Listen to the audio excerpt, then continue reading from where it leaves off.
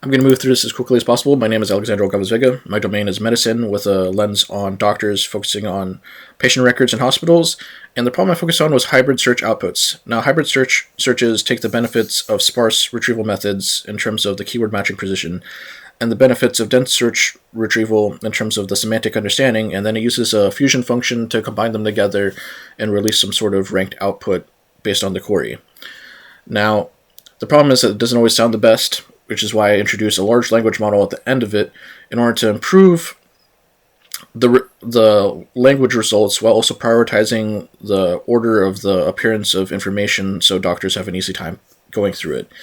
Now, my architecture was basically more or less what you would expect from a hybrid search model. I use a Feist dense search, which first goes through the 1,000 patient records go through an embedding process that breaks the document down into a series of dense vectors, which go through L2 normalization to scale the vectors and avoid longer vectors from getting to large similarity scores and compared to later information retrieval processes.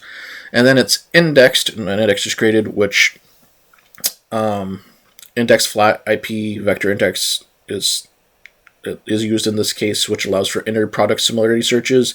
Because the vectors are normalized, it kind of resembles cosine similarity during the search.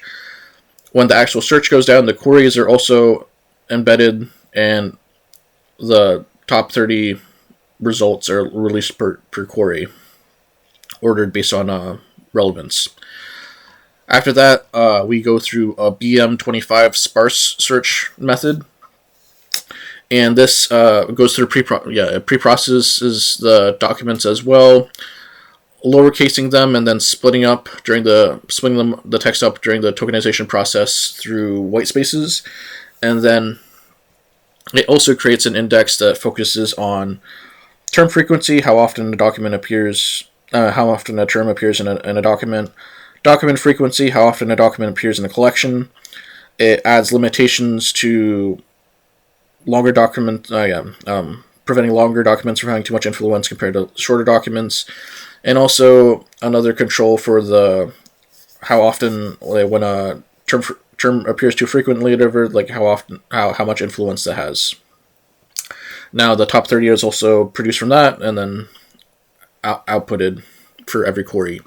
A reciprocal rank function, which specifically focuses on the ranked results for each list, is used to combine these processes, and it prioritizes results that come from both lists, as well as it has a weighted metric in this situation, because in my case, my document has a series of headers that favors keyword matching, so I leaned my output in terms of RRF in terms of that, and so it has a greater sparse search results have a more influence in this case. So from there, my results were pretty great in terms of, here I can show the general format. It's great in terms of it shows semantic similarity, word match to give the doctor a bit of an idea, and then the notes are summarized and arranged in a way that provide any important extra information to the headers that would normally exist as it is. So incredibly useful, and it seemed to do pretty well. It always provides a summary no matter what because of the prompt. And in general, when going through them, it seems to do a pretty solid job. I used a series of metrics to make sure the accuracy was okay as well, specifically mean average precision and normalized discounted cumulative gains. And in general, the RF did a little bit better than the other two. BM25 was always very close. Feist didn't do very well on its own overall, but the RF score, like I said, 0.825, did pretty well.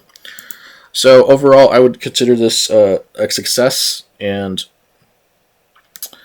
it's definitely an option in terms of using as an additional step for your hybrid searches to improve the search output.